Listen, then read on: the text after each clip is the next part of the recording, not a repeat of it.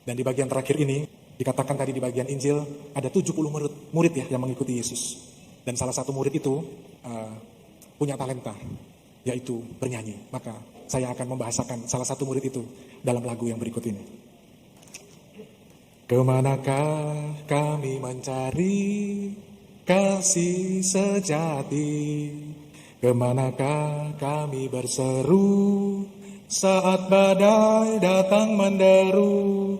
Yang kami tahu hanya Kau yang mampu pulihkan segala sesuatu.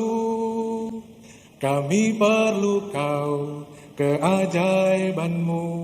Kami perlu Kau, sentuhan kasih-Mu. Kami tak dapat jalan sendiri. Kami perlu Kau, Tuhan. Dalam kehidupan kita, kita senantiasa memerlukan Tuhan di dalam hidup kita.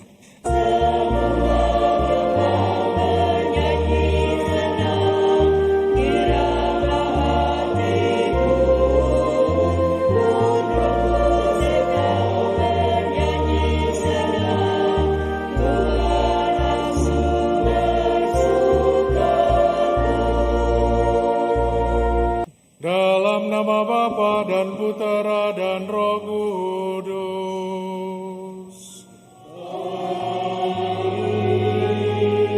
Rahmat Tuhan kita Yesus Kristus, cinta kasih Allah, dan persekutuan Roh Kudus bersamamu.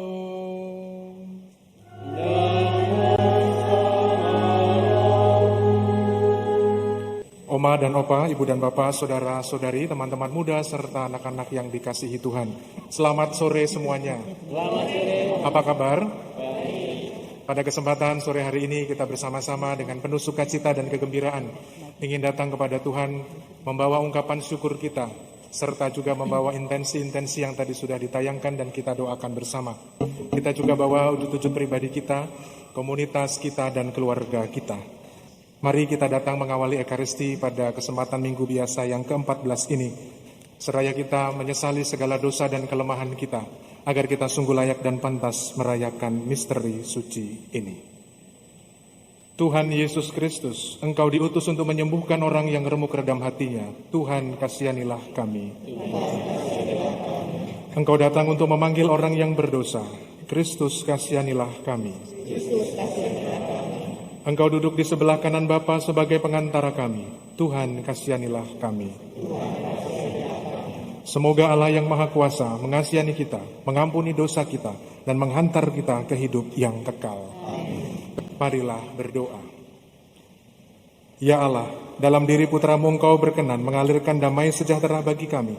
Semoga kami pun selalu rela dan siap sedia menjadi utusan-Mu untuk mewartakan damai sejahtera-Mu bagi setiap orang yang kami jumpai, sehingga semakin banyak orang yang beriman kepadamu. Dengan pengantaran Yesus Kristus Tuhan kami, yang bersama Dikau dalam persatuan Roh Kudus, hidup dan berkuasa Allah sepanjang segala masa. Amin. Bacaan dari kitab Yesaya. Bersukacitalah bersama dengan Yerusalem, bersorak-sorailah karenanya, hai semua orang yang mencintainya. Bergiranglah bersama dia segirang-girangnya, hai semua orang yang berkabung karenanya, supaya kamu menghisap dari susu yang menyegarkan dan menjadi kenyang, supaya kamu menghirup dan menikmati dari dadanya yang bernas.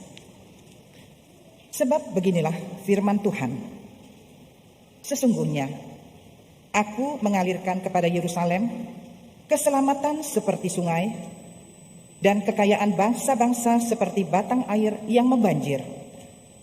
Kamu akan menyusu, akan digendong, akan dibelai-belai di pangkuan.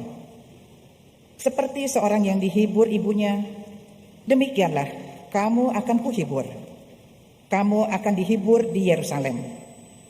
Apabila kamu melihatnya, hatimu akan girang, dan kamu akan seperti rumput muda yang tumbuh dengan lebat.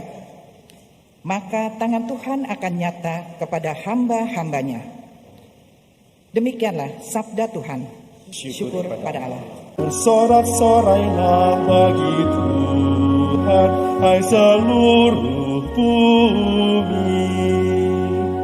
Bersorak-sorailah bagi Tuhan.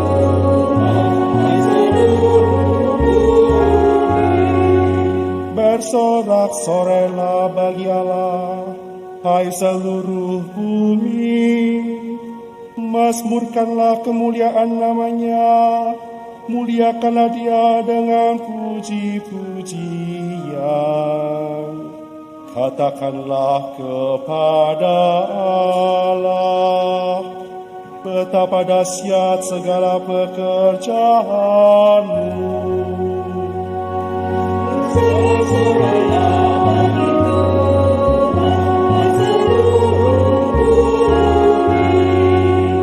Seluruh bumi sujud menyembah kepadamu dan bermasmur bagimu. Seluruh bumi memasmurkan namamu. Pergilah dan lihatlah karya-karya Allah. Ia dahsyat dalam perbuatannya terhadap manusia.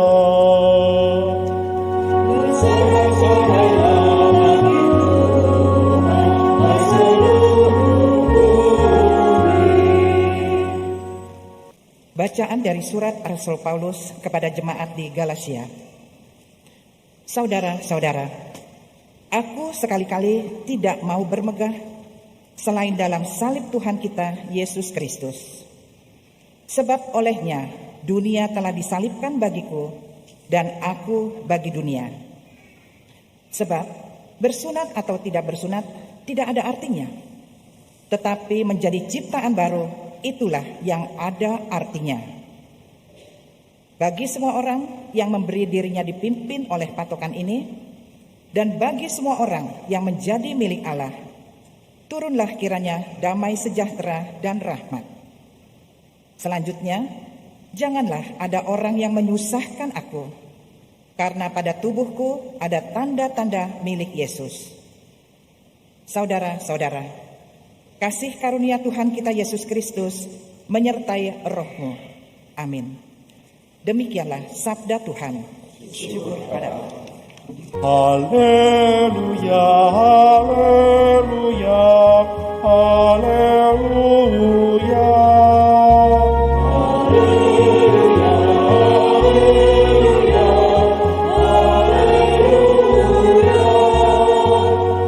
Hendaklah damai sejahtera Kristus menguasai hatimu, dan perkataan Kristus diam di antara kamu dengan segala kekayaan. Haleluya, haleluya, haleluya, haleluya, haleluya, haleluya. Tuhan bersamamu. Inilah Injil suci menurut Lukas.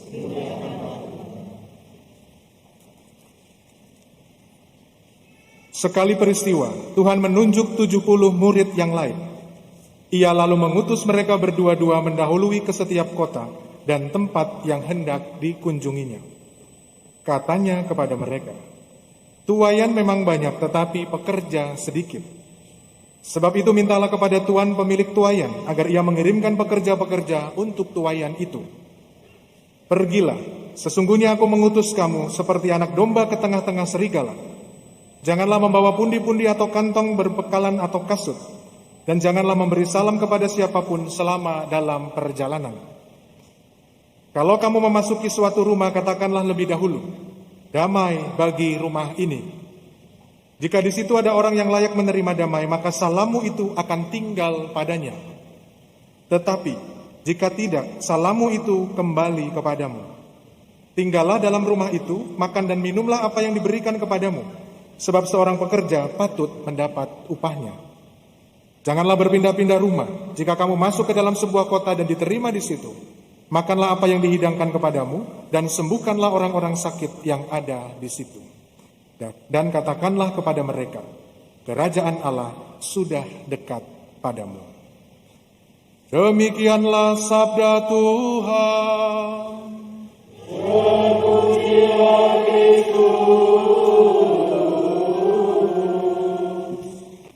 Oma dan Opa, Ibu dan Bapak, Saudara-saudari, teman-teman muda, serta anak-anak yang dikasihi Tuhan. Saya pertama-tama ingin menceritakan pengalaman kami para Romo. Beberapa waktu yang lalu, selama kurang lebih 2 minggu berturut-turut, gelombang pertama dan gelombang kedua, kami para imam itu mengadakan temu pastoral 2022 bersama Bapak Uskup di Via Renata, Cianjur. Saya tidak menceritakan apa isinya di sana, yang pasti rapat-rapat ya, bersama Bapak Uskup dan para Romo yang ada di Keuskupan Agung Jakarta. Yang ingin saya ceritakan adalah pengalaman menarik, mungkin ini pengalaman pertama saya. Karena saya panitia, maka saya ikut gelombang pertama dan ikut gelombang kedua.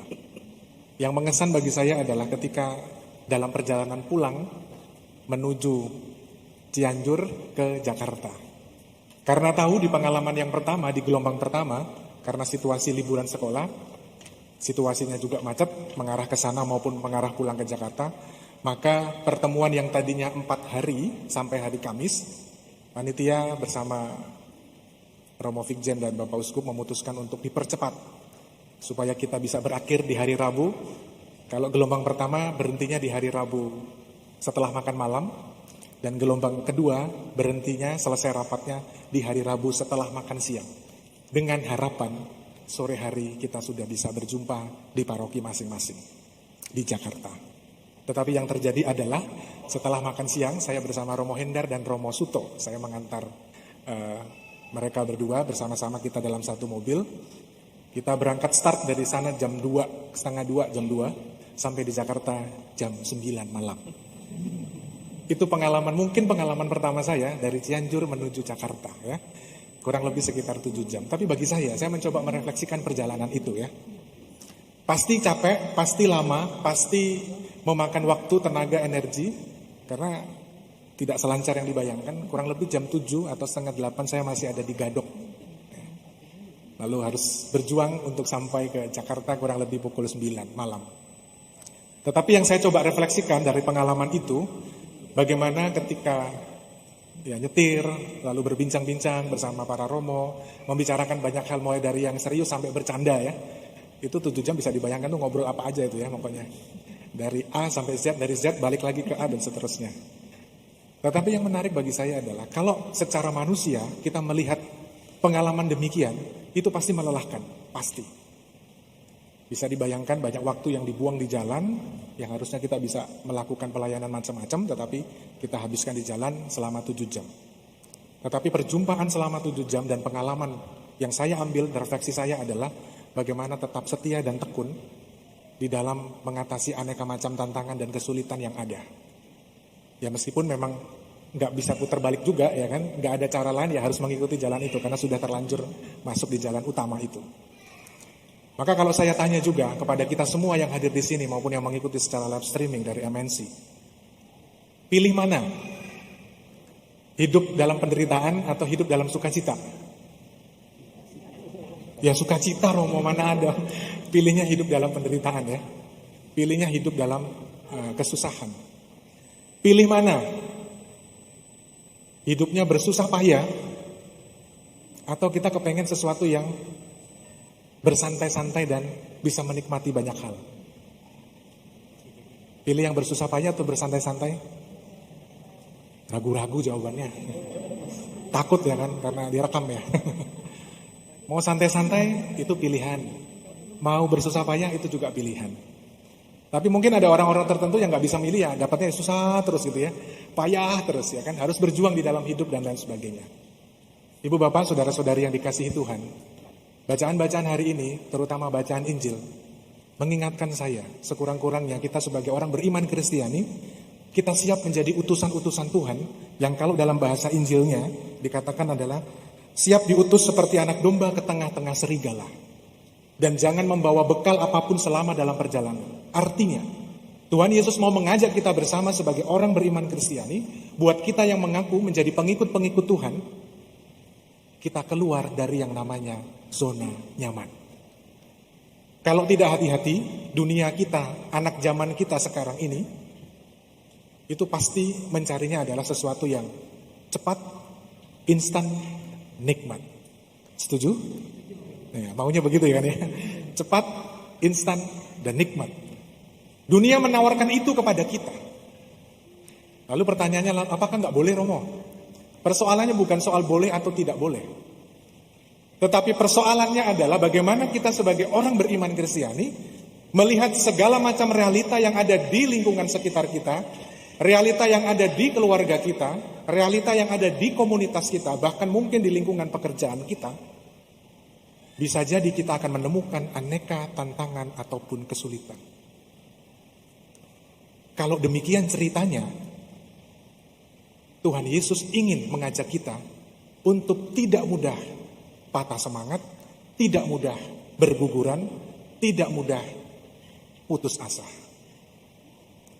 Maka istilah anak domba, ya, diutus seperti anak domba ke tengah-tengah serigala, mau mengungkapkan bahwa di dalam kehidupan kita pun banyak aneka tantangan dan kesulitan yang acap kali kita alami.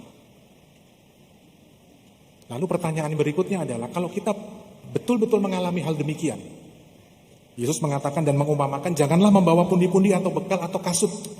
Janganlah memberi salam kepada siapapun selama dalam perjalanan dan seterusnya dan seterusnya. Kalau betul itu yang terjadi dalam kehidupan kita, bekal apa yang mesti kita miliki? Atau dalam bahasa kitab sucinya adalah inspirasi iman apa yang mesti ada dalam hidup kita? Karena inspirasi iman inilah yang memberikan kita bekal. Inspirasi iman inilah yang memberikan kita kekuatan. Dan moga-moga melalui inspirasi iman inilah kita semakin hari semakin dekat dengan Dia yang mengutus kita. Tentu jawaban dari atas pertanyaan itu bermacam-macam. Salah satu jawaban yang saya refleksikan adalah kita tidak akan pernah lepas dari yang namanya mengandalkan Tuhan di dalam kehidupan kita. Sehebat apapun kita, semampu apapun kita di dalam kehidupan, kalau kita tidak mendasarkan kehidupan kita, kalau kita tidak mengandalkan hidup kita kepada Tuhan sendiri, hidup kita pun akan menjadi sia-sia. Apa yang selama ini kita perjuangkan dengan kehebatan kita manusia, itu pun tidak akan berarti dan bermakna, karena kita tidak menyertakan Tuhan di dalam setiap kehidupan kita. Kalau di dalam bacaan kedua, Santo Paulus itu juga mengatakan kepada kita, aku sekali-sekali tidak mau bermegah selain dalam salib Tuhan kita Yesus Kristus. Santo Paulus mengajak kita dan memberikan inspirasi. Yang dipilih adalah salib Tuhan. Bukan yang dipilih adalah sesuatu yang nikmat, cepat saji, instan, tetapi tidak memberikan harapan. Ada cerita kemarin dalam perjalanan saya memberkati rumah, ya, dalam perjalanan mengatakan, saya kebingungan, Romo, sedang membantu anak saya untuk kembali ke gereja. Kenapa? Karena sudah terlanjur nyaman dengan misa online, lalu mengatakan bahwa sama saja antara misa di rumah dengan misa di gereja. Bapak Ibu Saudara-saudari terkasih, kalau tidak hati-hati, kita cenderung nyaman dengan kehidupan kita dan kita lupa bahwa jalan kemartiran, jalan memanggil atau memanggul salib Tuhan, itu menjadi tugas perutusan kita. Dan moga-moga kita semua sebagai orang beriman Kristiani senantiasa mengandalkan Tuhan di dalam kehidupan kita. Siapa kita? Kita adalah pribadi-pribadi yang kecil, pribadi-pribadi yang acap kali jatuh ke dalam dosa. Tetapi dengan rahmat Tuhan, kita mengandalkan Tuhan, kita pun sungguh-sungguh diberikan kekuatan. Dan di bagian terakhir ini, dikatakan tadi di bagian Injil, ada 70 murid ya yang mengikuti Yesus. Dan salah satu murid itu punya talenta, yaitu bernyanyi. Maka saya akan membahasakan salah satu murid itu dalam lagu yang berikut ini. Kemanakah kami mencari kasih sejati? Kemanakah kami berseru saat badai datang menderu? Yang kami tahu hanya Kau yang mampu pulihkan segala sesuatu. Kami perlu Kau, keajaiban-Mu. Kami perlu Kau, sentuhan kasih-Mu. Kami tak dapat jalan sendiri. Kami perlu Kau Tuhan. Dalam kehidupan kita senantiasa memerlukan Tuhan di dalam hidup kita. Tuhan memberkati. Amin. Marilah mewartakan misteri iman kita. Setiap kali kami makan roti ini dan minum dari piala ini, rahmat-Mu Tuhan kami wartakan hingga Engkau datang. Marilah berdoa. Allah Bapa yang penuh kasih, kami bersyukur karena telah Kau panggil untuk mengambil bagian dalam perjamuan kudus-Mu. Kami mohon, teguhkanlah kami dalam melaksanakan perutusan-Mu untuk mewujudkan kerajaan-Mu di dunia, sambil terus mengharapkan datangnya kerajaan-Mu yang abadi. Dengan pengantaraan Kristus Tuhan kami. Amin. Oma Opa, Ibu Bapak, Saudara-saudari, teman-teman muda, serta anak-anak yang dikasihi Tuhan, ada sedikit tambahan pengumuman. Yang pertama, saya mengucapkan terima kasih kepada para orang tua sekalian, khususnya para orang tua calon misdinar baru. Dalam periode kemarin, dari tanggal 1 Juni sampai tanggal 30 Juni yang lalu, terkumpul 195 calon misdinar. Terima kasih untuk dukungan dan juga semangatnya, karena bagaimanapun juga anak-anak kita butuh dukungan dari orang tua, dan orang tua mempunyai tanggung jawab moral dan iman memperkenalkan anak-anak sedini mungkin dengan bentuk-bentuk pelayanan-pelayanan yang ada di gereja. Dan sebagai tanda wujud terima kasih dan juga kepedulian mereka serta cinta mereka kepada gereja, beberapa hari yang lalu saya bersama frater dan juga teman-teman misdinar ingin menunjukkan bahwa kami cinta gereja di sini maupun gereja di Santo Yakobus. Sebagai perwujudan juga mereka siap untuk diutus. Nanti ada satu tayangan yang akan saya pertontonkan kepada Anda semua. Dan saya ingin mengajak kita semua belajar. Saya pun juga belajar dari anak-anak, dari teman-teman misdinar. Salah satu yang kita bangun bersama adalah setiap kali mendapatkan tugas berutusan, hanya satu kata yang bisa diucapkan, yaitu kata siap. 4 huruf SIAP. Minggu depan ada misa begini-begini. Apakah misdinar bisa membantu? Siap. Frater bikin video TikTok kalau nggak salah, tapi saya belum bisa menampilkan. Mereka juga ditanya dengan beberapa pertanyaan dan jawabannya adalah siap. Apakah siap melayani di dalam Ekaristi maupun di luar Ekaristi? Siap. Maka hari ini Tuhan Yesus pun mengajak kita sebagai orang beriman Kristiani untuk siap menjadi utusan-utusannya di dalam keluarga, di dalam komunitas, di dalam pekerjaan apapun situasi dan pengalaman hidup kita. Kita siap diutus untuk mengikuti Tuhan karena kita yakin karena mengikuti Tuhan itu sungguh-sungguh merasakan damai sejahtera dan senantiasa beroleh keselamatan kekal. Saya baru tahu di antara mereka itu ada yang baru pertama memeras lapel, itu baru pertama itu ya. Dan terima kasih kepada para orang tua yang selalu mendukung anak-anaknya untuk berpartisipasi di gereja. Dan semoga misdinar baru 195 ini terus bersemangat untuk bisa mengikuti pelayanan-pelayanan yang ada di gereja. Terima kasih untuk kebersamaan kita dalam Ekaristi sore hari ini. Terima kasih kepada seluruh petugas liturgi yang sudah membantu, lektris, prodiakon, tatib, pastior, terutama dari wilayah Frumensius ya. Terima kasih untuk suara dan lagunya yang indah. Terima kasih juga kepada koster dan juga pemazmur dan juga tim AV yang melayani kita pada Ekaristi sore hari ini. Terima kasih juga kepada penerjemah bahasa isyarat yang juga melayani saudara dan saudari kita. Mari kita dalam rasa syukur kepada Tuhan dan ucapan terima kasih satu sama lain di antara kita. Kita akhiri ibadah kita dengan memohon berkat Tuhan.